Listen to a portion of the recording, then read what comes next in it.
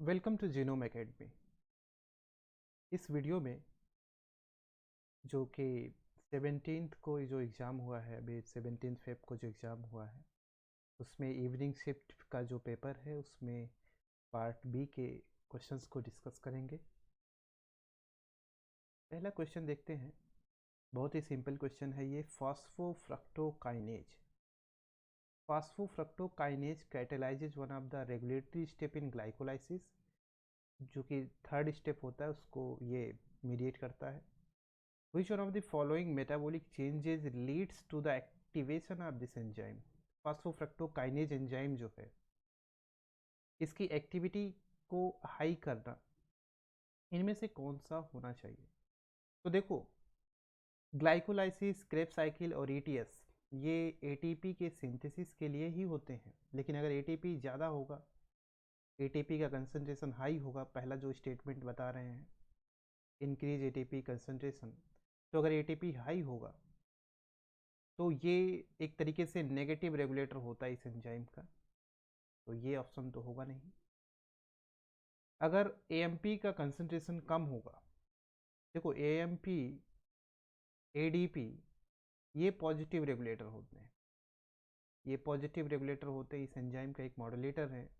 अगर ये हाई रहेंगे तभी से एक्टिविटी इसकी हाई होगी एंजाइम की, इस वजह से सेकेंड ऑप्शन भी नहीं होगा। सिट्रेट जो है ये नेगेटिव रेगुलेटर होता है इस एंजाइम का, इसलिए ये भी नहीं। इंक्रीज्ड फ्रक्टोज टू 6 बिसफॉस्फेट, ये एक तरीके से इस एंजाइम का पॉजिटिव रेगुलेटर होता है। अगर इसका कंसंट्रेशन आप बढ़ाओगे तो फास्फोफ्रक्टोकाइनेज की एक्टिवेशन होगा, एंजाइम की एक्टिविटी इंक्रीज होगा, तो इसलिए फोर्थ ऑप्शन ये सही है इसका। ये जो क्वेश्चन है, कह रहे हैं कि what is the net charge of the peptide tyrosine valine arginine at pH 5। Tyrosine है, वैलिन है, आर्जिनिन है, pH 5 की बात कर रहे हैं। जबकि इन्होंने बताया कि जो pK value of alpha amino group, ये अल्फ़ा अमाइनो ग्रुप टायरोसिन का, यहाँ पे जो अमाइनो ग्रुप है, मैं pH 7 पे अगर मैं देखता हूँ तो ऐसा होता है, ये अल्फ़ा अमाइनो ग्रुप, ये जो है 9.6 है, एंड कार्बोक्सिलिक ग्रुप 2.3। तो आर्जिनिन का जो कार्बोक्सिलिक ग्रुप है ये 2.3 होगा। 2.3 पीएच पे ये प्रोटोनेटेड फॉर्म में रहेगा, और 9.6 पे भी ये प्रोटोनेटेड फॉर्म में रहेगा, अल्फा अमाइनो ग्रुप। एंड कह रहे हैं कि pKa of tyrosine and arginine side chain are 10.46 and 12.48। Tyrosine पे साइड चेन में OH होता है। कह रहे हैं कि ये जो OH ग्रुप है ये 10.46 पीएच से जब आप एबव करोगे, पीएच इंक्रीज करोगे, तो ये H रिमूव हो जाएगा। और आर्जिनिन के साइड चेन में अमाइनो ग्रुप होता है, ये 12.48 पीएच, जब इससे ज़्यादा करोगे आप, पीएच हाई करोगे, तब ये ग्रुप भी डिप्रोटोनेट करेगा। अब इन्होंने इस ट्राईपेप्टाइड को pH 5 पे रख दिया, तो pH 5 पे केवल ये वाला ग्रुप ही डिप्रोटोनेट करेगा, क्योंकि 2.3 पे डिप्रोटोनेट करेगा, आपने 5 पे रखा है। तो यहाँ पे ये वाला जो ग्रुप है ये H रिमूव हो जाएगा, और इस H रिमूव होने की वजह से यहाँ पे माइनस चार्ज आएगा। तो आप देखो ज़रा, एक प्लस यहाँ पे है, एक प्लस यहाँ पे है, और एक माइनस यहाँ पे है, तो नेट चार्ज कितना होगा? ये 1 आएगा, 1 प्लस चार्ज आएगा नेट, क्योंकि 2 प्लस और 1 माइनस, तो नेट आपका 1 पॉजिटिव चार्ज होगा ये। नेक्स्ट क्वेश्चन है, protein X is an helical protein, an all helical protein with 100 amino acids. एक प्रोटीन ये एक्स है, और ये प्रोटीन जो एक्स है इसमें 100 अमाइनो एसिड रेसिड्यूज हैं, इंक्लूडिंग 216, 216 रेसिड्यू है कहीं पे, एक 16 यहाँ है, यहाँ 16 है मान लीजिए, एंड अ पीआई ऑफ 7, जो आइसोइलेक्ट्रिक पॉइंट है वो 7 है। कहने का मतलब है कि 7 पीएच पे इस पर्टिकुलर प्रोटीन पे नेट चार्ज 0 होगा। चाहे अगर मैं यहाँ पे +20 चार्ज कंसीडर करता हूँ तो -20 चार्ज भी होगा, तो नेट चार्ज 0 होगा pH 7 पे। Which one of the following graphs best describe the solubility of this protein under different different ammonium sulphate या फिर आप कह सकते हो साल्ट कंसंट्रेशन। तो अमोनियम सल्फेट साल्ट कंसंट्रेशन जो है अलग अलग कंसंट्रेशन लिया गया है, आपको इसमें से कोई एक ग्राफ जो है फाइंड आउट करना है। तो आप देखो, जब आप साल्ट कंसंट्रेशन बढ़ाओगे धीरे धीरे, तो जैसे जैसे साल्ट आप बढ़ाते हो तो जो ये चार्जेज हैं पीआई जो है, जब साल्ट कंसंट्रेशन बढ़ाओगे यानी कि पीएच आप चेंज कर रहे हो, है ना। तो जिसकी वजह से आप जब पीएच चेंज करोगे तो जो आइसोइलेक्ट्रिक पॉइंट है उस पर तो नेट चार्ज जीरो है। एक प्रोटीन ये है, एक प्रोटीन ये है, एक प्रोटीन ये है, सभी पे नेट चार्ज जीरो है। तो क्या होगा, आइसोइलेक्ट्रिक पॉइंट पे सभी पे नेट चार्ज जीरो है। जैसे जैसे आप साल्ट बढ़ाओगे तो सॉलेबिलिटी कुछ टाइम के लिए इंक्रीज होगा, लेकिन अगर आप बहुत ज़्यादा साल्ट कंसंट्रेशन इंक्रीज कर दोगे तो फिर से उनकी सॉलेबिलिटी जो है डिक्रीज होने लगेगी। हाई साल्ट कंसंट्रेशन पे सॉलेबिलिटी डिक्रीज होगा। तो इस हिसाब से इसका जो है सेकेंड ऑप्शन करेक्ट होगा। क्वेश्चन नंबर 4 काफ़ी इजी क्वेश्चन आया था। इसमें इन्होंने 4 डीएनए दिया और बोल रहे हैं कि arrange the DNA fragments A to D in order to decreasing melting temperature. देखो, अगर मैं जी और सी को देखूं तो इनके बीच में 3 हाइड्रोजन बॉन्ड होते हैं, ए और टी के बीच में 2 हाइड्रोजन बॉन्ड होते हैं। तो मेल्टिंग टेम्परेचर इसका हाई होना चाहिए और इसका मेल्टिंग टेम्परेचर थोड़ा सा लो होगा, क्योंकि ए और टी के बीच में जो 2 हाइड्रोजन बॉन्ड है उसको ब्रेक करने के लिए कम टेम्परेचर की ज़रूरत पड़ेगी। अब इन डीएनए को जीसी कंटेंट काउंट करो। तो अगर आप इसको काउंट करेंगे जीसी कंटेंट, तो 1 2 3 4 5 6 जो है यहाँ पे आपको जीसी नज़र आ रहे हैं, तो ओवरऑल 6 जीसी कंटेंट इसमें है। बी को अगर आप देखेंगे तो 1 2 3 4 5 6 7 8 9 10 11 12 13 14, यहाँ 14 जीसी कंटेंट है। सी को अगर आप चेक करें तो 1 2 3 4 5 6 7 8 9 10, यहाँ पे 10 जीसी कंटेंट है। 1 2 3 4 5 6 7 8 9 10 11 12, यहाँ पे 12 जीसी कंटेंट है। तो बी डीएनए में जीसी कंटेंट ज़्यादा है, तो बी का सबसे ज़्यादा मेल्टिंग पॉइंट होगा, उसके बाद जो है डी का, उसके बाद जो है सी। सबसे कम मेल्टिंग जो टेम्परेचर है, मेल्टिंग टेम्परेचर, वो सबसे कम ए का होगा। तो इस हिसाब से आपका फर्स्ट ऑप्शन जो है करेक्ट हो जाएगा। देखिए, यहाँ पे क्वेश्चन ये कहे हैं कि short intersperse nuclear element sign की बात करते हैं। साइन एंड लाइन ये आपका रेट्रो ट्रांसपोजॉन के एग्जाम्पल होते हैं, तो इसलिए ये फर्स्ट ऑप्शन ही करेक्ट है। यहाँ पे कह रहे हैं सेकेंड स्टेटमेंट आप देख लीजिए कि साइन कैन ट्रांसपोज इंडिपेंडेंटली। नहीं, ऐसा नहीं होता है। साइन स्मॉलर साइज के होते हैं और साइन के ट्रांसपोजिशन के लिए लाइन पे ये डिपेंडेंट होते हैं। SINE can mobilise neighbouring LINE repeats, ऐसा तो होगा नहीं। SINEs are normally transcribed by RNA pol 1। देखो, आरएनए पॉल 2 से लाइन ट्रांसक्राइब होते हैं और आरएनए पॉल 3 से साइन ट्रांसक्राइब होते हैं, तो ये भी नहीं होगा। तो इस तरीके से आपका फर्स्ट ऑप्शन करेक्ट हो जाएगा। यहाँ पे कह रहे हैं कि membrane enclosed organelles often have an characteristics position in the cytosol. तो अगर मैं एक सेल बनाऊं तो इस सेल में आपका यहाँ पे न्यूक्लियस होता है और न्यूक्लियस के ये चारों तरफ इस तरीके से आर होता है, फिर गोल्जी होता है, लाइसोजोम कहीं यहाँ पे होगा, फिर माइटोकॉन्ड्रिया होते हैं, पेरोक्सिसोम होते हैं। In an animal cells, for example, the Golgi apparatus is located close to the nucleus. Nucleus के पास में ये लोकेट हो रहा है। विच component is directly involved in ensuring correct Golgi localization in animal cells? ऐसा कौन सा इनमें से कंपोनेंट होता है जो ये इंश्योर करता है कि गोल्जी की लोकेशन न्यूक्लियस के आसपास हो? तो देखो, जो न्यूक्लियस के आसपास वाले जितने भी सेल ऑर्गेनेल्स होते हैं, अगर आप सेल को देखोगे तो सेल में एक तो जो है मेन आपका ये साइटोप्लाज्मिक मेन कंटेंट होता है जो न्यूक्लियस के आसपास ये रीजन होता है, और एक रीजन ये होता है कॉर्टिकल रीजन।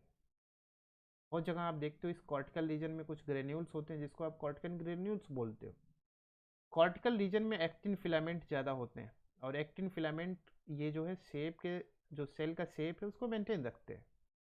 और इनर साइड में इन सब जगह माइक्रोट्यूब्यूल्स होते हैं, इसीलिए आप देखते हो ज़्यादातर जो है यहीं पे ही क्रोमोजोम आते हैं, और माइक्रोट्यूब्यूल से स्पिंडल फाइबर भी बनता है। माइक्रोट्यूब्यूल जो है तमाम वेस्किल्स के ट्रांसपोर्ट में भी रोल प्ले करता है, और उनके पोजीशन में भी मेंटेन रखता है, इसलिए ये माइक्रोट्यूब्यूल इसका ऑप्शन होगा। न्यूक्लियोलस एंड पेरोक्सिसोम तो ये बिल्कुल से नहीं होंगे। एक्टिन फिलामेंट आप देख रहे हो यहाँ पे जो है कॉर्टिकल रीजन में प्रेजेंट होते हैं, तो ये भी नहीं होगा। 7th नंबर क्वेश्चन देखिए कि लिखा है कि signal sequence direct proteins to the correct intracellular location, which one of the following sequences is typically used to import proteins into the nucleus? Nucleus में कोई भी प्रोटीन अगर जाएगा, अगर मान लीजिए कि मैंने सेल बनाया और सेल में यहाँ पे मैंने न्यूक्लियस बनाया, अब यहाँ पे कोई एक प्रोटीन है जो कि हर एक प्रोटीन साइटोसॉल में बनता है, और देखो प्रोटीन के पास खास सिग्नल प्रेजेंट होता है, और वो सिग्नल डिटरमाइन करते हैं कि उस प्रोटीन को कहाँ पे जाना है, पेरोक्सिसोम में, माइटोकॉन्ड्रिया में, ईआर में, लाइसोजोम में, कहाँ पे टारगेट होना है या न्यूक्लियस में, तो उनके पास खास सिग्नल होता है। तो जो न्यूक्लियस में जाते हैं उनके पास न्यूक्लियर लोकेलाइजिंग सिग्नल होता है जो कि आर्जिनिन एंड लाइसिन रिच होता है, और ये नॉन क्लीवेबल सिग्नल होता है जो कि टारगेट होता है न्यूक्लियस तक। और ऐसा कोई प्रोटीन जो न्यूक्लियस में है और उससे अगर बाहर आना होगा तो उसके पास NES सिग्नल होगा, nucleus export signal. Lysine arginine condition आप देखोगे तो केवल फर्स्ट में मिलेगा, और ये सीक्वेंस जो है NLS सिग्नल में प्रेजेंट होता है, इसलिए फर्स्ट ऑप्शन इसका सही होगा। ये question, which one of the following statements about stem cells is correct? इनमें से कौन सा जो है आपका स्टेम सेल के रिलेटेड में पूछा है कि करेक्ट क्या होगा। देखो, stem cells can not be maintained in culture since they require a distinct in vivo micro environment known as niche. Stem cell को आप मेंटेन नहीं कर सकते, क्यों नहीं? स्टेम सेल पे इतना ज़्यादा काम हो रहा है, मेंटेन कर सकते हैं, तो पहला ऑप्शन तो होगा नहीं। During asymmetrical stem cell division only one of the daughter cells is retained as a stem cell। हाँ, बात सही है ये। देखो, जब asymmetrical अगर डिवीजन होगा, जैसे ये स्टेम सेल है, अब asymmetrical डिवीजन हुआ तो एक सेल जो है वो वापस से स्टेम सेल जैसा बिहेव करने लगेगा, और दूसरा सेल वो हो सकता है कि आगे जो है वो डिफ्रेंशिएट होकर किसी अदर सेल के फॉर्म में चेंज हो जाए, तो सेकेंड ऑप्शन सही लग रहा है। थर्ड कह रहे हैं stem cell derive transit amplifying cells are differentiated cells which retain the capacity to divide further. कह रहे हैं डिफ्रेंशिएटेड सेल्स नहीं होते हैं, और अगर डिफ्रेंशिएटेड सेल्स हैं तो वो फर्दर डिवाइड नहीं करते हैं। फोर्थ कह रहे हैं कि haematopoietic stem cells are totipotent stem cells. Haematopoietic stem cell आप देख रहे हो बोन मेरो में मोस्ट ऑफ द सेल्स जो आपको इम्यून सिस्टम्स में सेल्स हैं, सारे सेल्स जो है हिमेटोपोएटिक स्टेम सेल से डिराइव्ड होते हैं, तो क्या वो टोटीपोटेंट स्टेम सेल्स होते हैं? ऐसा नहीं है। देखो, टोटीपोटेंट का मतलब टू फॉर्म एनीथिंग, ऐसा कोई सेल जो सब कुछ बना सके, वो टोटीपोटेंट नेचर का होता है। और जैसे कि एग्जाम्पल के तौर पे आप अगर मैं अगर जो है मोरुला स्टेज की बात करूँ, तो मोरुला स्टेज में जितने भी सेल्स होते हैं सब टोटीपोटेंट नेचर के होते हैं, लेकिन मोरुला स्टेज के बाद अगर ब्लास्टुला स्टेज आ गया तो वहाँ पे प्लूरीपोटेंट कंडीशन आ जाएगा, टोटीपोटेंट हट जाएगा। तो स्टेम सेल्स जो हैं, जो हिमेटोपोएटिक स्टेम सेल हैं, ये टोटीपोटेंट नहीं होते हैं। टोटीपोटेंट होते तो ये सब कुछ बना सकते, लेकिन सारे सेल्स नहीं बनाते हैं। 9th नंबर क्वेश्चन में देखें कि heating of the some nucleic acid shows an increase in the absorbance at 260 nm। 260 मतलब कि एनएम का जो वेवलेंथ है, इसका एब्जॉर्बेंस जो है न्यूक्लिक एसिड करते हैं। न्यूक्लिक एसिड में जो नाइट्रोजनस बेस हैं करते हैं। कह रहे हैं कि the sharp transition mid point is defined as melting temperature. Which one of the following nucleic acid samples is not, ये नॉट को ध्यान रखना है, expected to generate such a typical profile upon heating of its solution. अगर आप double standard DNA देखें या double standard RNA, तो ये डबल स्टैंडर्ड डीएनए है और डबल स्टैंडर्ड आरएनए है। तो जब आप हीट करोगे डीएनए या आरएनए, जब आप टेम्परेचर यहाँ पे अप्लाई करोगे, यहाँ पे हीट करोगे इनको, तो क्या होगा कि ये मेल्टिंग होगा इनमें, और मेल्टिंग होने की वजह से जो नाइट्रोजनस बेस होते हैं डीएनए में, वो नाइट्रोजनस बेस एक्सपोज हो जाएंगे। और जब वो ज़्यादा एक्सपोज होते हैं तो वो जो है रेडिएशंस को एब्जॉर्ब करते हैं, तो एब्जॉर्बेंस उनका इंक्रीज होगा जब वो सिंगल स्टैंड में फॉर्म में होंगे। अब फोर्थ स्टेटमेंट कह रहे हैं कि single standard DNA having imperfect secondary structure. तो अगर सिंगल स्टैंडर्ड ऑलरेडी ये है तो यहाँ पे इंक्रीज नहीं होगा, तो इस हिसाब से फोर्थ ऑप्शन जो है करेक्ट होगा। ये जो 10th नंबर क्वेश्चन है, ये बहुत ही आपको आना चाहिए क्वेश्चन। जब आपको इन्फॉर्मेशन पता रहेगा तब आप यहाँ पे बता पाओगे। सिग्मा 70 तो आरएनए पॉलीमरेज के साथ रेप्लिकेशन में रोल प्ले करता है। इन्होंने थर्मल स्ट्रेस की बात किया है ई कोलाई के केस में एडेप्टेशन के टाइम पे, तो ये आपका सिग्मा 32 यहाँ पे इंपॉर्टेंट रोल प्ले करता है। क्वेश्चन नंबर 11 देखिए कि which one of the following statements about Cre mediated side specific recombination and loxP site is incorrect. Incorrect पूछा है। देखो होता क्या है कि अगर हमारे पास एक ये लॉक्स-पी साइट है, लॉक्स-पी साइट खास डीएनए सीक्वेंस होते हैं और इनका ओरिएंटेशन अगर एक साइड में है, सेम डायरेक्शन में है, और इसके बीच में अगर कोई जीन है, तो इस जीन का जो है डिलीशन हो जाता है। अगर लॉक्स पी का ओरिएंटेशन ऐसा हो, एक दूसरे के अपोजिट में हो, और बीच में अगर कोई जीन है, तो इस जीन का जो है इन्वर्जन हो जाता है। और अगर इस तरीके से लॉक्स पी हो और जीन हो, तो एक लॉक्स पी हो और एक दूसरी जगह पे प्रेजेंट हो दूसरे क्रोमोसोम पे, तो यहाँ पे इस जीन का ट्रांसलोकेशन होता है।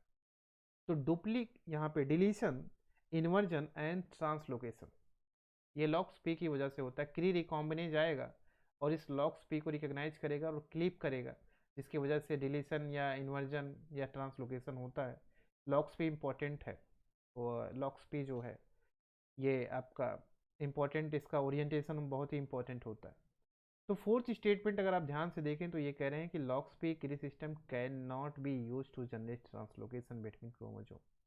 तो ये फोर्थ स्टेटमेंट जो है गलत होगा। इस हिसाब से ये आपका फोर्थ स्टेटमेंट गलत है और हमें इनकरेक्ट ही फाइंड आउट करना है, तो फोर्थ ऑप्शन आपका सही हो जाएगा। ये बहुत इजी क्वेश्चन है। डीएनए टोपोआइसोमरेज 1 आपको पता है कि 1 सिंगल स्ट्रैंड ब्रेक करता है, और डीएनए टोपोआइसोमरेज 2 जो है डबल स्ट्रैंड ब्रेक जो है करेगा यहाँ पे और लाइगेशन करेगा। अगर मैं डीएनए बनाऊँ तो डीएनए ओरिजिन पे आप देखते हो कि ये मैंने प्राइमर बनाया, उसके बाद ये लीडिंग स्ट्रैंड, और पहले यहाँ का डीएनए बनेगा। तो यहाँ पे आप देखते हो छोटे छोटे ओकाजाकी फ्रेगमेंट्स बनते हैं। तो इस स्ट्रैंड की सिंथेसिस के लिए डेल्टा होता है। इस स्ट्रैंड की सिंथेसिस के लिए डेल्टा और एप्सिलॉन दोनों हो सकते हैं, लेकिन क्वेश्चन जैसा दिया है तो हमें यहाँ पे एप्सिलॉन कंसीडर करना है लीडिंग स्ट्रैंड पे, और लैगिंग स्ट्रैंड के लिए डेल्टा।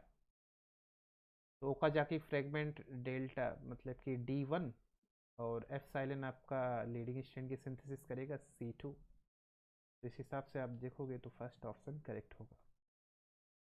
ये क्वेश्चन इम्यूनोलॉजी से है, अगर आपको पता है इन्फॉर्मेशन तब आप कर पाएंगे। कह रहे हैं कि TLR2 is knocked out from human monocyte derived मैक्रोफाजेज। PAMP जो ये पैटर्न एसोसिएटेड मॉलिकुलर पैटर्न होते हैं, पैथोजन एसोसिएटेड मॉलिकुलर पैटर्न होते हैं, उसके रिकग्निशन के लिए TLR रिस्पॉन्सिबल होते हैं। तो कह रहे हैं कि by one of the following TLR will most probably get affected. देखो जो TLR2 होता है ये 6 के साथ पेयर में रहता है। जैसे आप बहुत से ऐसे रिसेप्टर देखते हैं, आप मेम्ब्रेन में प्रोटीन देखते हैं, जो कि पेयर में होते हैं, वैसे ही यहाँ पे TLR2 6 के साथ पेयरिंग करता है, तो यही इफेक्ट होगा, इसलिए थर्ड ऑप्शन जो है करेक्ट होगा। क्वेश्चन नंबर 14 आपका RTK रिसेप्टर सिग्नलिंग से आया, बहुत ही ईजी क्वेश्चन है। जब ये लाइगेंड मान लीजिए कि इंसुलिन है या कोई ग्रोथ फैक्टर है, ग्रोथ फैक्टर ज़्यादातर होते हैं जो कि आपका जितने भी ग्रोथ फैक्टर हैं वो RTK रिसेप्टर से बाइंड करते हैं और इंसुलिन भी बाइंड करता है। तो यहाँ पे ग्रोथ फैक्टर की बात करेंगे, क्योंकि यहाँ पे देखो सेल प्रोलिफरेशन होता है। सेल प्रोलिफरेशन का मतलब सेल के नंबर इंक्रीज होना, और सेल के नंबर तभी इंक्रीज होंगे जब सेल डिवाइड करेगा, तो ग्रोथ फैक्टर की बात कर रहे हैं यहाँ पे। लेकिन एक चीज़ ध्यान में रखना कि ग्रोथ हार्मोन इस RTK रिसेप्टर से बाइंड नहीं करता। तो जैसे ही ग्रोथ फैक्टर आके बाइंड करता है, तो यहाँ पे साइटोसोलिक डोमेन में फास्फोराइलेशन होता है टायरोसिन रेसिड्यू पे। उसके बाद एक खास प्रोटीन होता है एडेप्टर प्रोटीन, जो GRB2 होता है, वो आके अटैच होता है। GRB2 एक्टिवेट करता है SOS को।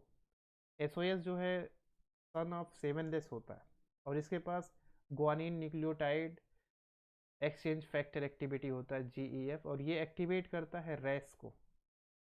रैस जो है GDP बाउंड होता है। जब SOS रैस को एक्टिवेट करता है तो रैस GTP बाउंड हो जाता है। उसके बाद रैस MEK ERK को एक्टिवेट करता है, रैस रैफ को, उसके बाद रैफ MEK ERK को एक्टिवेट करता है, और उसके बाद ERK न्यूक्लियस में मूव करेगा, और वहाँ पे कुछ ऐसे फैक्टर्स बनेंगे CD के, साइक्लिन बनेंगे, जो कि सेल डिवीजन में रोल प्ले करेंगे। तो इस हिसाब से आप चेक करोगे तो ये आपका second, third and fourth option तो होगा नहीं, फर्स्ट ऑप्शन होगा GRB2। लेकिन मुझे लग रहा है कि ये जो पोजीशन लिखा है C और D और बीच में ये, तो D तो चलो ERK है, C यहाँ पे रैस GTP दिखाया है, जबकि ये वाला रैस GTP होना चाहिए, और ये बीच में 3 प्रोटीन अलग अलग होना चाहिए। बाकी कोई ऑप्शन मैच नहीं कर रहा है, इसलिए फर्स्ट होना चाहिए।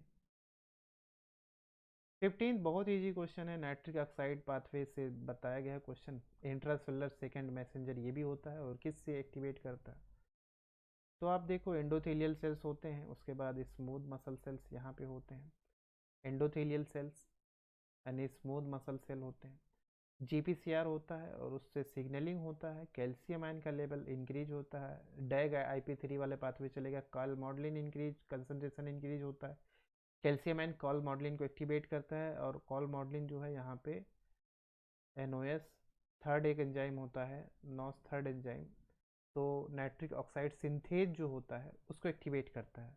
और नॉस क्या करता है, आर्जिनिन प्लस ऑक्सीजन के प्रेजेंस में ये बना लेता है NO, साथ में बाई प्रोडक्ट में सिट्रुलिन भी बनता है, और NO फिर डिफ्यूज कर जाता है स्मूथ एंडोप्लाज्मिक रेटिकुलम में।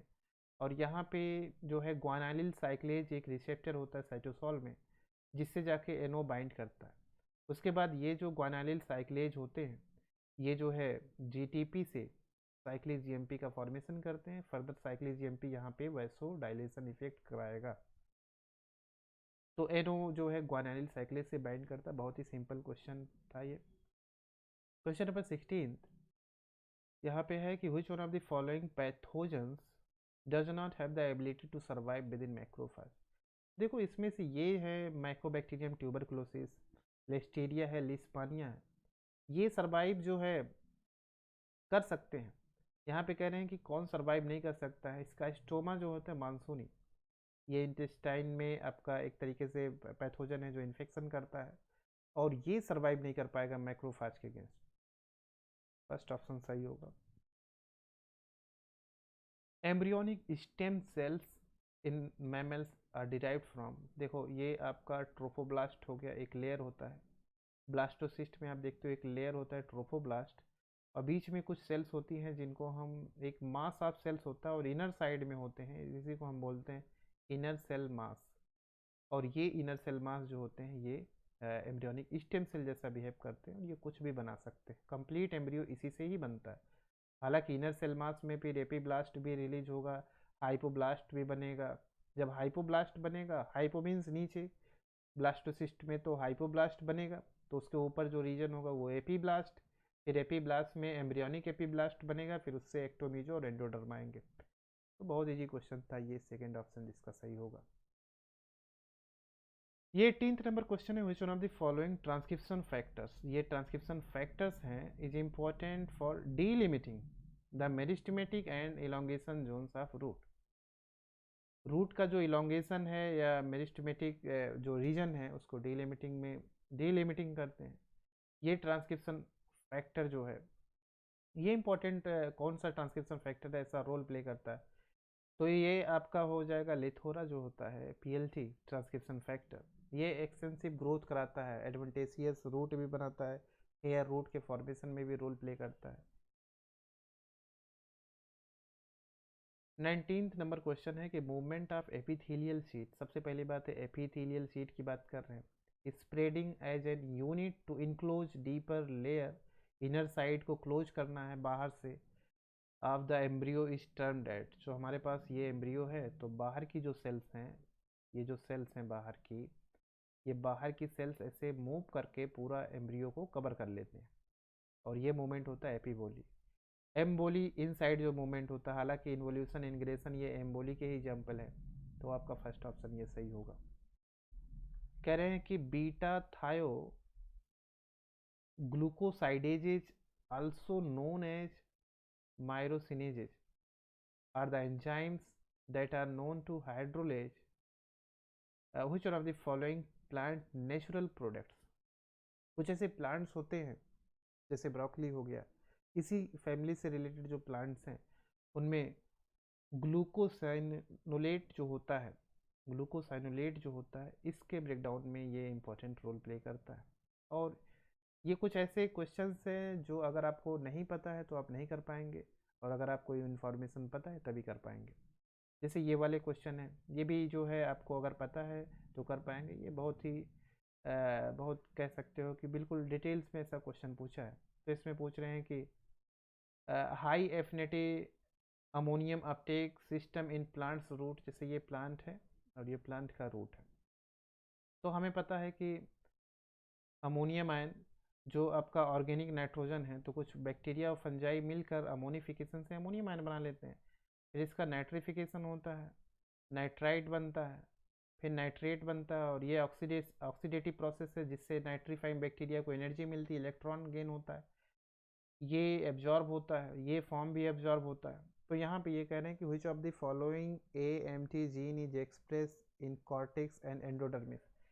ये जो कॉर्टेक्स रीजन है और एंडोडर्मिस रीजन है यहाँ पे, वहाँ पे ये कौन सा जीन इसमें से एक्सप्रेस होता है जो कि इन्वॉल्व होता है अमोनियम अपटेक के लिए, अमोनियम अपटेक सिस्टम बनाने के लिए। तो इसमें आपका AMT 1.2 होता है। ये CSIR ने इसको करेक्ट दिया है। क्वेश्चन नंबर 22 होता है, 22 यहाँ पे है कि which one of the following are the correct encoding sites of the large and small subunits of Rubisco enzyme in red and brown algae।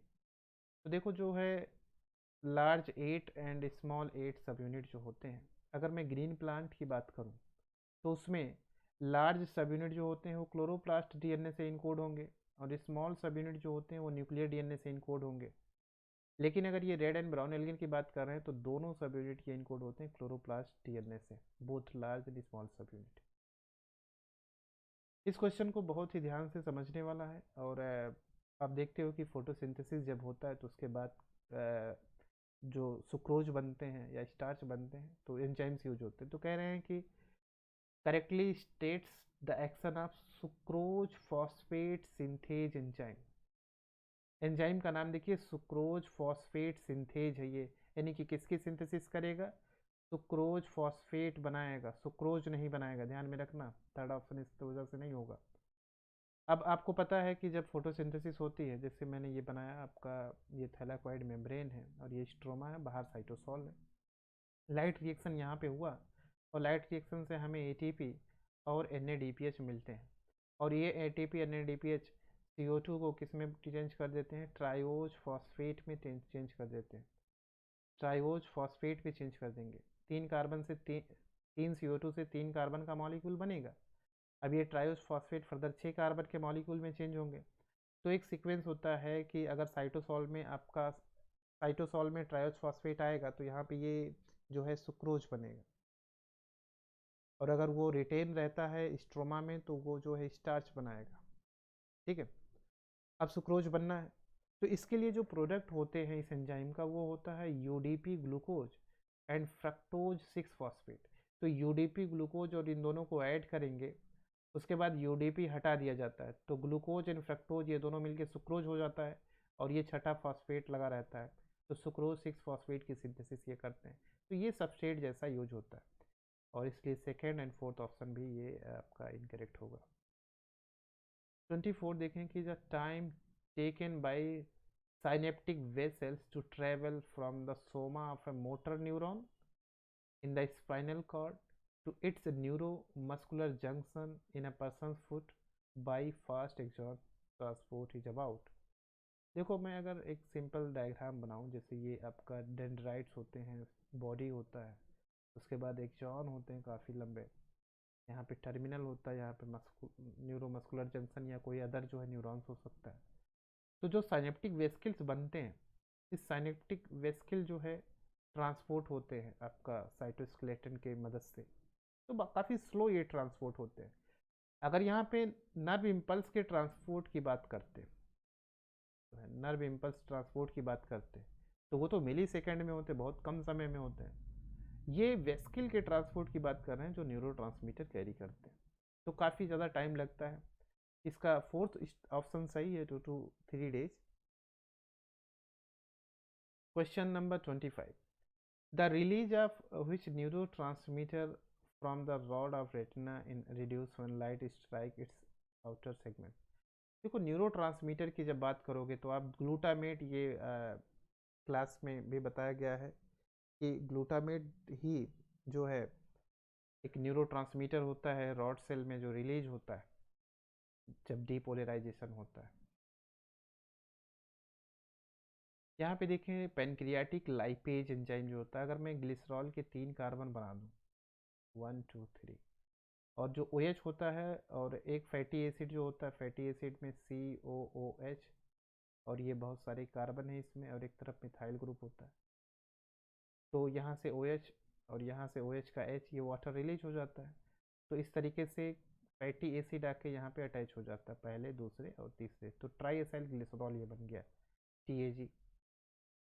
ये लाइपेज इस फर्स्ट को और इस थर्ड को क्लीव करता है, तो बचता क्या है, 2 मोनो एसाइल ग्लिसरॉल यहाँ पे बचता है, तो इसलिए सेकेंड ऑप्शन करेक्ट होगा। अब यहाँ पे देखें कि which one of the following tissue normally does not produce ghrelin that stimulates food intake। Ghrelin जो है सिक्रेट होते हैं आपका, यहाँ पे देखोगे तो स्टमक तो नहीं होगा, पेनक्रियाज भी नहीं होगा, और CSIR ने यहाँ पे एडिनल ग्लैंड जो है एग्जाम इसका आंसर दिया है, तो ग्रेलिन का सिक्रेशन जो है यहाँ पे CSIR ने एडिनल ग्लैंड यहाँ पे बताया है।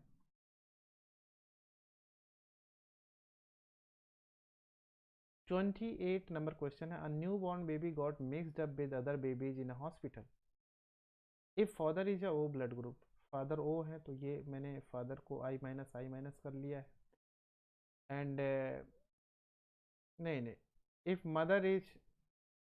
Mother is O blood group, है ना, and RH positive, RH positive, RH factor, जो RH के भी जीन होते हैं, जैसे ABO सिस्टम के बाद जो है DCE एलील भी होते हैं, तो जो RH पॉजिटिव होता है उसके पास D एलील होता है। और फादर का यहाँ पे बताया AB ब्लड ग्रुप, तो I पे हमने एक A जीन लिख लिया और B जीन लिख लिया।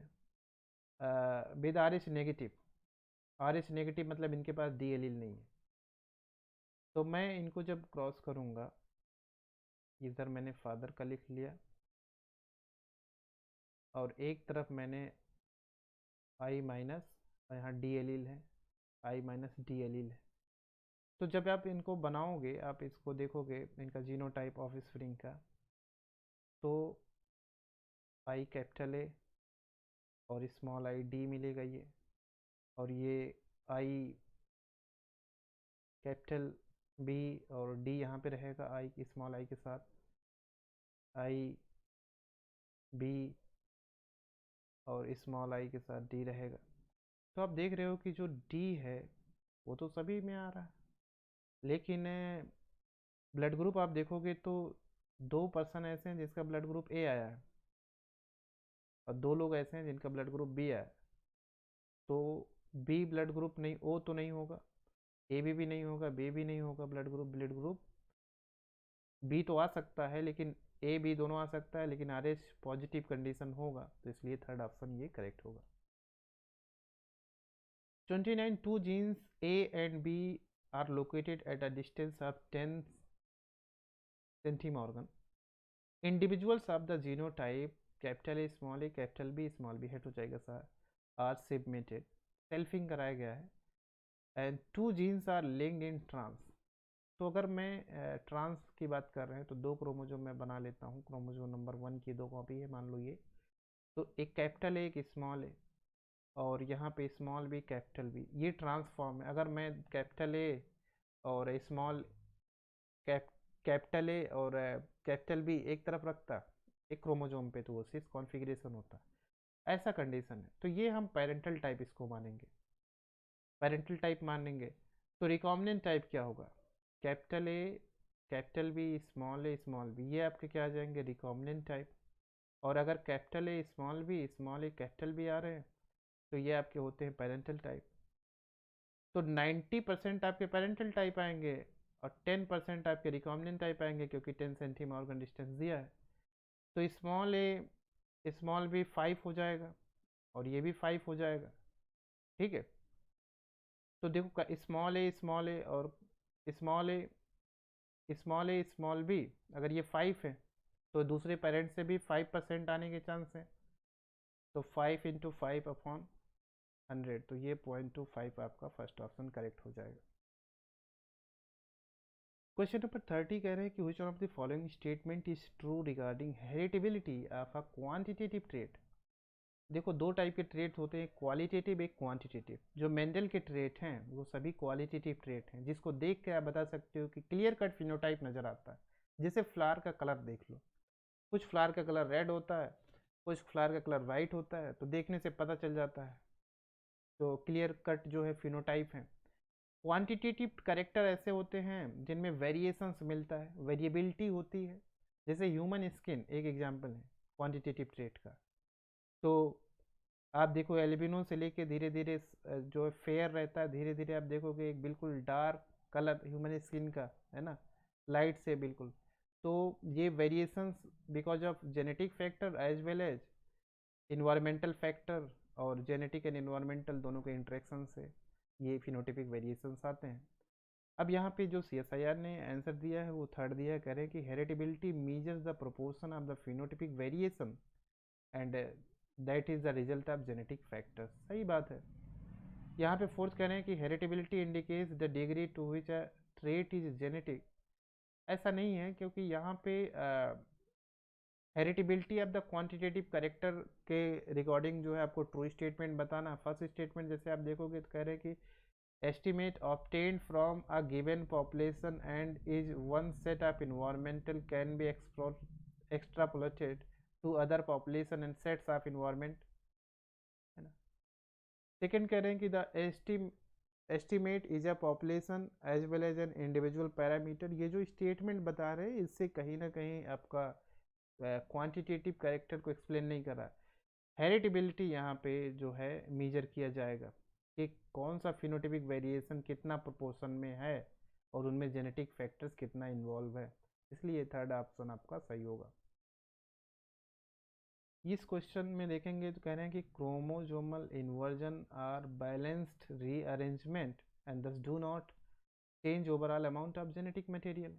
अगर क्रोमोजोम है ये, और क्रोमोजोम में मैंने यहाँ पे जीन रख दिया ABCD, और मैंने B और C के बीच में अगर इन्वर्जन कर दिया A फिर C फिर B फिर D, तो इतना पोर्शन इन्वर्जन हुआ, ये वाला पोर्शन इतना इन्वर्ट किया, तो DNA अमाउंट तो चेंज नहीं हुआ यहाँ पे। अब मैं इसी के सामने एक और क्रोमोजोम दिखा देता हूँ, जो कि अल्टरनेटिव फॉर्म दिखा रहा हूँ जीन के एलील का। तो मैं एक क्रोमोजोम में केवल इन्वर्जन दिखाया हूँ, तो यहाँ small a small b small c small d। अब देखो होमोलॉगस पेयरिंग यहाँ पे हो सकता है, यहाँ पे हो सकता है, लेकिन इन्वर्टेड रीजन में होमोलॉगस पेयरिंग नहीं होगा। तो इसके लिए क्रोमोजोम को इस तरीके से ओरिएंट करना होगा अपने आप को, तो होमोलॉगस पेयरिंग होता है। तो पेयरिंग तो होगा। यहाँ पे क्वेश्चन में कह रहे हैं कि while inversion can exist in homozygous condition, homozygous condition में भी हो सकता है, मैंने दोनों तरफ बी लगाना है, capital A capital A capital C हो। Some only exist as a heterozygote, heterozygote यहाँ पे कंडीशन मैंने दिखाया है। इन लेटर कंडीशन मतलब हेट्रोजाइगस कंडीशन में द ब्रेक पॉइंट, जहाँ पे आप ब्रेक कर रहे हो, ये break point disrupt non coding region of the genome. आप जब क्रोमोजोम बनाते हो तो क्रोमोजोम में सेंट्रोमेरिक रीजन होता है, ये यहाँ से लेके यहाँ तक मैं कंसिडर करता हूँ कि ये यू क्रोमेटिन है, यहाँ से लेके यहाँ तक ये यू क्रोमेटिन है, और सेंटर में जो होता है हेट्रोक्रोमेटिन है। हेट्रोक्रोमेटिन मोर डेंस मोर क्वाइल्ड डीएनए होता है, और जिसकी वजह से वहाँ पे जीन का एक्सप्रेशन नहीं हो पाता है। Most of the non coding DNA यहीं पे प्रेजेंट होते हैं, और यू क्रोमेटिन रीजन में जो डीएनए होते हैं वो एक्सप्रेस करते हैं। हालांकि यहाँ पे भी जो है नॉन कोडिंग रीजन हो सकता है, तो coding and non coding reason से यहाँ से कोई मतलब नहीं कि कोडिंग रीजन में हो रहा है या नॉन कोडिंग रीजन में, उसको डिसरप्ट नहीं करना। अगर मान लो कि यहाँ जहाँ इन्वर्जन हो रहा है अगर वहाँ पे कोई फंक्शनल जीन है, अगर वो जीन है और इन्वर्जन होने की वजह से उस जीन के सेगमेंट इधर से उधर हो जाएंगे, जीन का जो लिंकेज जो मैप है वो डिस्टर्ब हो जाएगा, तो आप कह सकते हो कि a gene with an essential function, उसमें आपका चेंजिंग आएगा। Question number 32, select the correct combination of factors that drive the extension vertex. कुछ ऐसा करेक्टर बताइए जिसकी वजह से एक्सटेंशन हो। अब हमारे पास ये एक पर्टिकुलर एरिया है और इसमें बहुत सारे स्पीसीज यहाँ पे रह रहे हैं, इनहेबिटेड हैं यहाँ पे स्पीसीज। अब यहाँ पे देखिए ये CSIR ने तो फर्स्ट ऑप्शन दिया है, कहें कि रिड्यूस्ड पॉपुलेशन साइज। अगर पॉपुलेशन साइज कम हो रहा है मतलब कि जहाँ पे हज़ारों में किसी पर्टिकुलर पॉपुलेशन के मेंबर्स से अब वो कम हो के 150 रह गए हैं, तो वो हो सकता है कि एक समय आएगा एक्सटिंक्ट हो जाएं। उनके बीच में जेनेटिक डाइवर्सिटी लॉस हो, अगर जेनेटिक डाइवर्सिटी लॉस होगा तब भी वो एक्सटिंक्ट होने के चांसेस हैं। और इनब्रीडिंग हो, मतलब कि इनब्रीडिंग अगर उन्हीं पॉपुलेशन के बीच में आपस में इनब्रीडिंग होगा तो कोई भी वेरिएबिलिटी नहीं आएगा, जेनेटिक डाइवर्सिटी इंक्रीज नहीं होगा, होमोजाइगोसिटी इंक्रीज होगा। तो इसलिए ये तीनों कॉम्बिनेशन जो हैं एक्सटिंक्शन करा सकते हैं।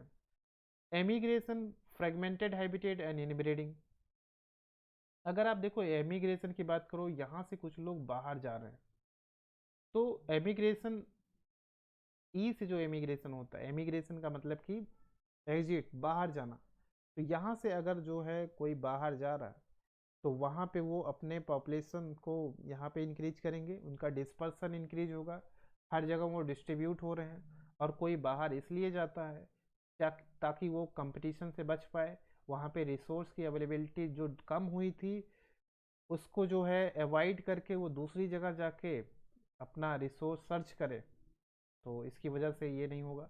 थर्ड कह रहे हैं कि इमिग्रेशन, बाहर से कोई आए and reduce population size and loss of genetic diversity. अगर कोई बाहर से भी आ रहा है तो हम इसी की बात करें, यहाँ पे अगर कोई बाहर से आ रहा है, यहाँ से आ रहा है इस पर्टिकुलर आइलैंड पे, ये आइलैंड मान के चलो या कोई पर्टिकुलर एरिया मान के चलो, तो इमिग्रेशन और एमिग्रेशन ये तो स्पीसीज अच्छे अपना रिसोर्स के लिए, कि उसको रिसोर्स कहाँ पे अच्छा मिल रहा है, उसको स्पेस कहाँ पे मिल रहा है अच्छा, वहाँ पे वो जाना चाहता है, तो ये दो स्पीसीज पे ही डिपेंड करता है। कैटेस्ट्रॉफिक इवेंट्स हो तो हो सकता है एक्सटेंशन, लेकिन कह रहे हैं कि रिड्यूस पॉपुलेशन साइज ये भी ठीक है। ये आउटब्रीडिंग अगर होगा तो जैसे यहाँ से कोई इनसे ब्रीड कर रहा है और यहाँ वाला पॉपुलेशन इनसे ब्रीड कर रहा है ना, एक्स और वाई ये दो पॉपुलेशन अलग अलग जगह पे है, तो आपस में अगर इंटरब्रीडिंग हो रहा है तो जेनेटिक डाइवर्सिटी इससे क्या होगा, इंक्रीज होगा, तो इसलिए ये भी नहीं होगा। तो कौन सा ऑप्शन सही होगा, फर्स्ट सही होगा। 33 जो है, फॉल आर्मी और is a recent fast invading disruptive herbivore in agriculture system in North India. This pest species belong to which of the following orders? तो ये आपका लेपिडोप्टेरन को बिलोंग करता है, लेपिडोप्टेरा को बिलोंग करता है। ये अगर आपको इंफॉर्मेशन पता रहेगा तब ऐसे क्वेश्चन को सॉल्व कर पाएंगे। 34 क्वेश्चन है कि इनमें से कौन सा इकोसिस्टम जो यूनिक है इंडिया में। अब इनमें से जो भी नाम आप नहीं सुने हैं तो वो आपके लिए यूनिक ही होगा। मारिस्टिका स्वयं जो है केरला साइड में बहुत कम जगह पे ऐसा होता है जहाँ पे एडवेंटेशियस रूट प्लांट्स बहुत ज़्यादा ग्रो करता है और ये काफ़ी ही यूनिक होते हैं। यहाँ पे 35 क्वेश्चन कह रहे हैं कि recently Bhairo Ghati area of Uttarkashi has been declared a conservation centre for a species referred to as a ghost of mountains. Which one of the following animals does this refer to? अब देखो यहाँ पे जब कंजर्वेशन की बात करते हैं तो जो स्पीसीज काफ़ी कम हो रहे हैं उन्हें कंजर्व किया जाएगा, जिसमें स्नो लियोपर्ड हैं, इसको कंजर्व करने की बात करते हैं। फोर्थ ऑप्शन आपका सही होगा। 36 which one of the following constitute the largest reservoir of the carbon in the global carbon cycle? सबसे पहली बात तो आपको ये आपको पता ही है कि अर्थ पे 70% पूरा वाटर ही वाटर है, बहुत कम ही जो है टेरेस्ट्रियल रीजन है। और वाटर जो एक्वेटिक रीजन है, यहाँ पे जितने भी आपका देखोगे कार्बन साइकिल की अगर आप बात करोगे तो जितने भी रिसोर्सेस हैं सब वहीं पे हैं। और ये एक जो है आप कह सकते हो कि लार्जेस्ट रिजर्वायर है आपका ओशियन। 38 क्वेश्चन है कि select the correct statement from the options given below to complete the following. 1960s experiments were conducted to test the theory of island biogeography। ये ध्यान में रखना है कि आइलैंड बायोजियोग्राफी थ्योरी जो है उस पर एक्सपेरिमेंट हुआ था। Main finding of these studies indicate that over a long period of time. देखो होता क्या है थ्योरी ऑफ आइलैंड बायोजियोग्राफी में जो पता लगा था कि अगर कहीं पे जो है कॉलोनी बस रही है, कि इमिग्रेशन हो रहा, लोग आ रहे हैं, तो वो कहीं ना कहीं एक्सटेंशन रेट भी होता है।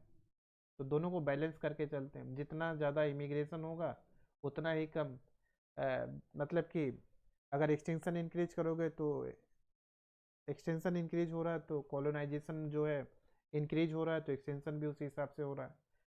इसका थर्ड स्टेटमेंट आप देखोगे the overall rate of colonisation will be balanced by the rate of extension.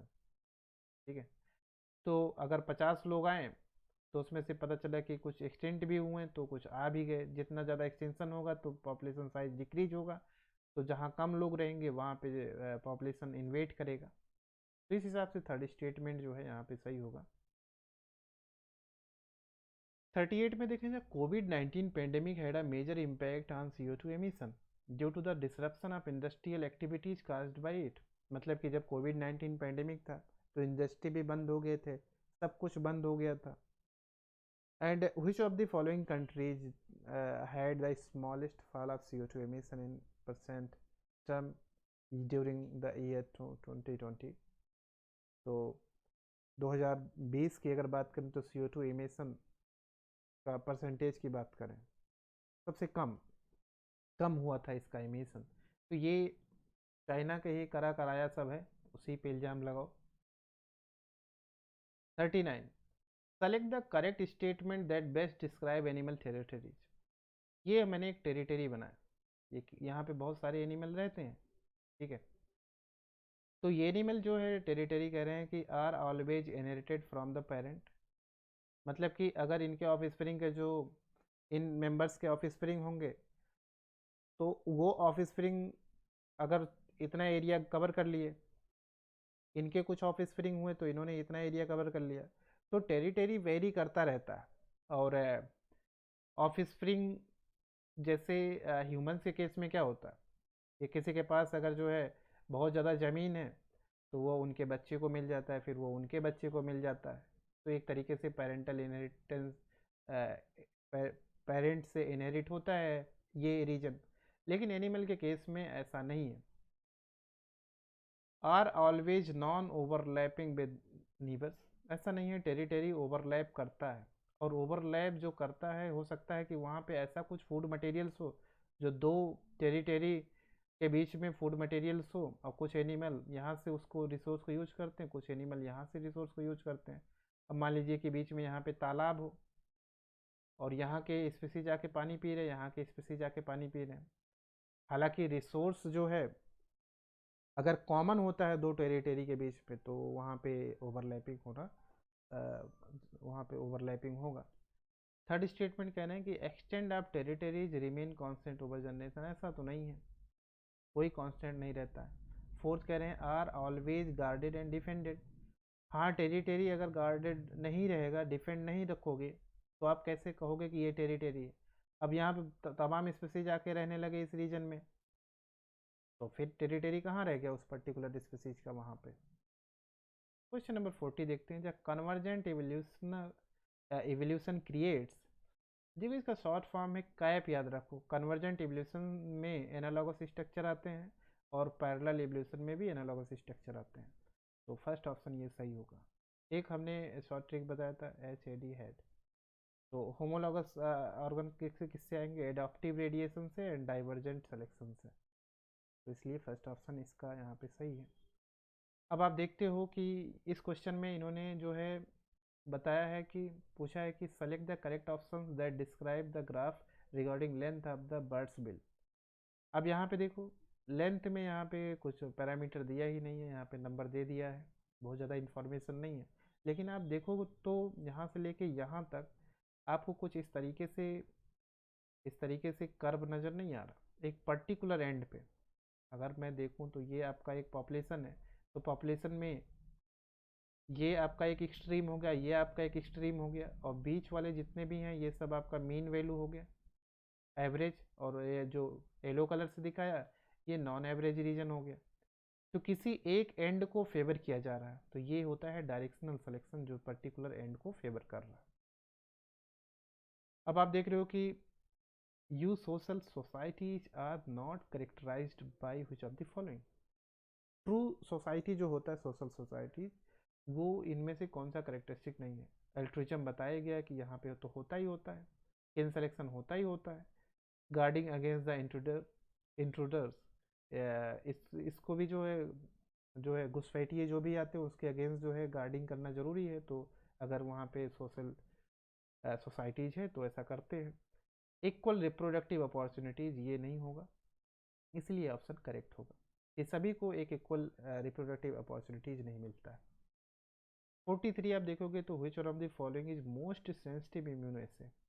अब इसमें तो ये सभी इम्यूनो एसे हैं जिसमें आप पैसिव एग्लूटिनेशन आप जब देखते हो तो आपके पास एक कोई मॉलिक्यूल होता है, आप इसको कैरियर मॉलिक्यूल बोल सकते हो, और इस पे बस आप एंटीजन लगा दो, आपके पास स्पेसिफिक एंटीजन हो, इसको लगा दो, और इस स्पेसिफिक एंटीजन के अगेंस्ट जो है आप स्पेसिफिक एंटीबॉडी प्रोवाइड करो और आप डिटेक्ट कर सकते हो।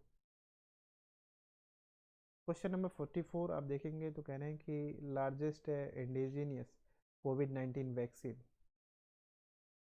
What is the nature of India's indigenous covid vaccine.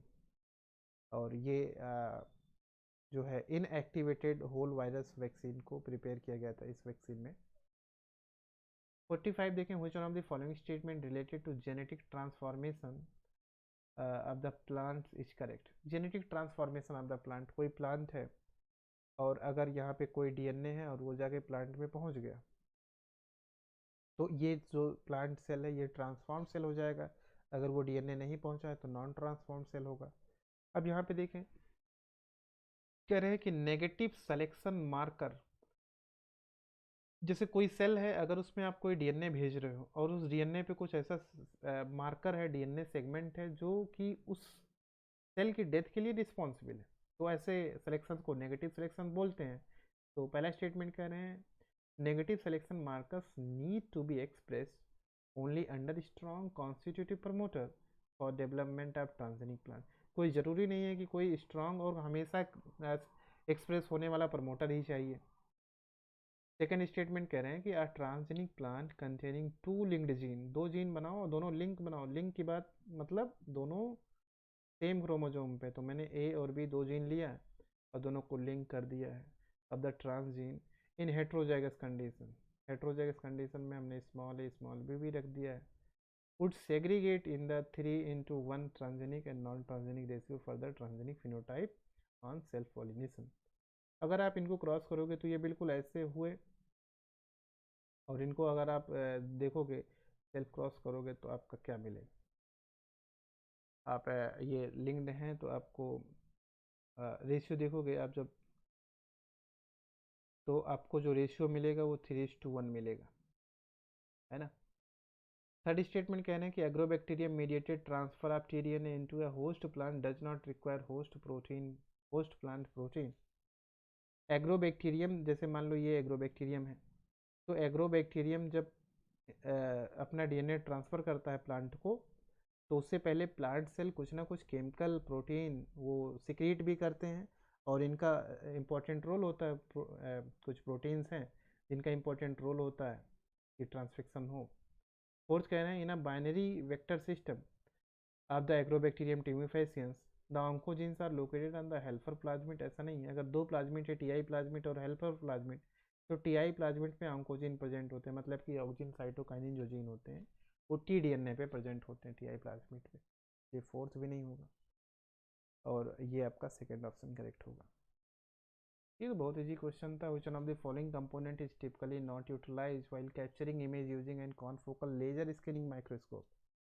तो आपका pin hole laser and detector से होना चाहिए, लेकिन सीसीडी कैमरा यहाँ पे नहीं होगा, तो ये ऑप्शन सही होगा आपका। ये कुछ क्वेश्चन है जो आपको पता होगा तब आप कर पाओगे। इसमें इन्होंने इनकरेक्ट पूछा है, जो CSIR ने इसका शायद थर्ड ऑप्शन करेक्ट दिया है, आप इसको देख लीजिएगा। यहाँ पे कह रहे हैं कि can not be use for separation and detection और विजुअलाइजेशन ऑफ डीएनए। हमें पता है वेस्टर्न ब्लॉटिंग जो है किसके लिए होता है, प्रोटीन के लिए होता है, डीएनए सॉदर्न ब्लॉटिंग होता है। तो फर्स्ट ऑप्शन आपका करेक्ट होगा, बाकी तो तीन होते ही होते हैं।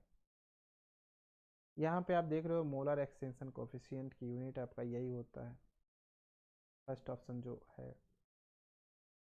यहाँ पे आप देख रहे हो what would be the effect of retinoic acid treatment on the positional information of the blastema cells present in the amputated न्यूक्लियम।